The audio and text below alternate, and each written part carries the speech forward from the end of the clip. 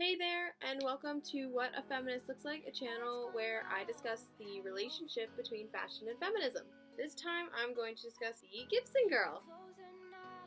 Charles Dana Gibson was the creator of the Gibson Girl. He was a cartoonist that drew her in cartoons and would draw her also in stories where she was the heroine. So through this became popular and almost an idol for women to have. So her picture was consistently circulated from the time that she was born throughout American media and culture. There would be pictures of her in dormitories, colleges, workplaces, different women's magazines, and books, because this is something that women were really drawn to. She empowered women. So what she was in terms of feminism and fashion, feminism.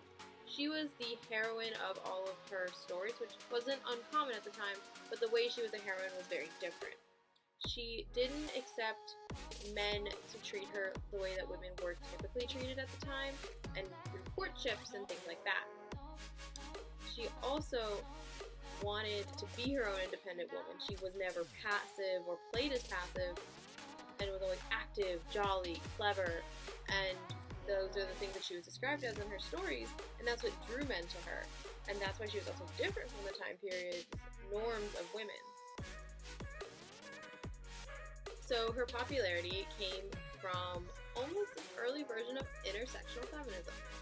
A lot of feminism, or at least a lot of popularized feminism, has been geared towards white women. So the term intersectional feminism refers to everyone collectively wanting an equal rights for women, no matter their race, their background, their ethnicity.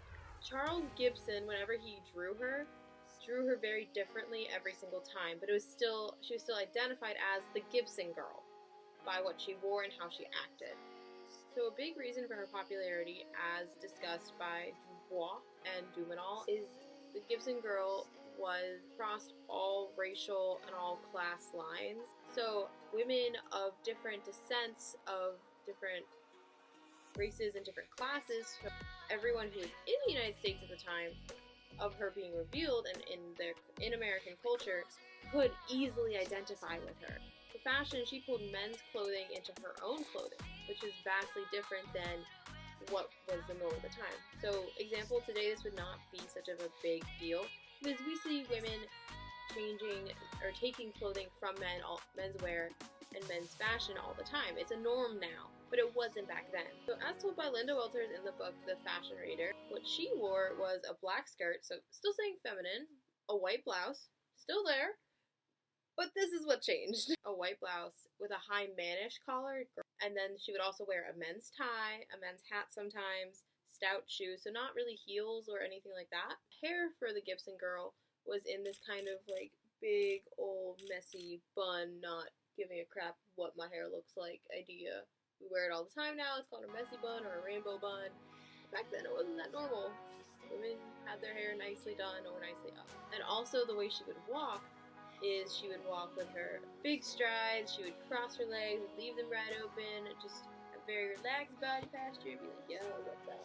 Okay, so another entirely fantastic part of the Gibson Girl is her companion, the Gibson Man.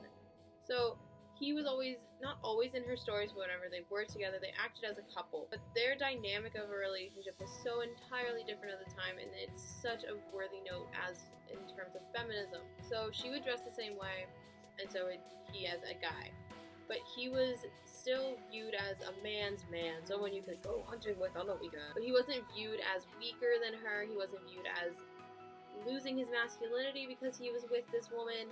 And the way their dynamic is that he respected her for being who she was, and that he never beat her. He wasn't abusive. It wasn't this courtship where she was a prize. She was someone he legitimately wanted to be with and treated her as such. So in that way, it is a very modern relationship and kind of similar to what we have now. The relationship between the Gibson Man and the Gibson Girl, it raised the expectations of men by women. Modern implications. Right. First implication is the intersectional feminism of the Gibson Girl, because she was drawn so many different ways. Alright, second.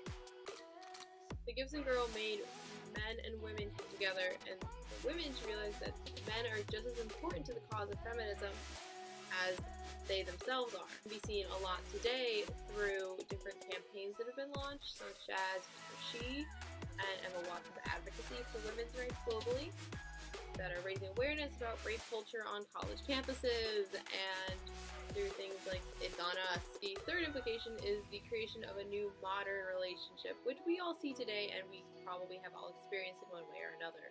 So the Gibson Man and the Gibson Girl's relationship was very respectful and back and forth, and they genuinely wanted each other to be happier and but not change themselves for the other. They weren't a prize for one another or something just to continue their bloodline, but they were there actually as companions who loved each other and cared about each other deeply, which is how a lot of people see and want in a modern relationship.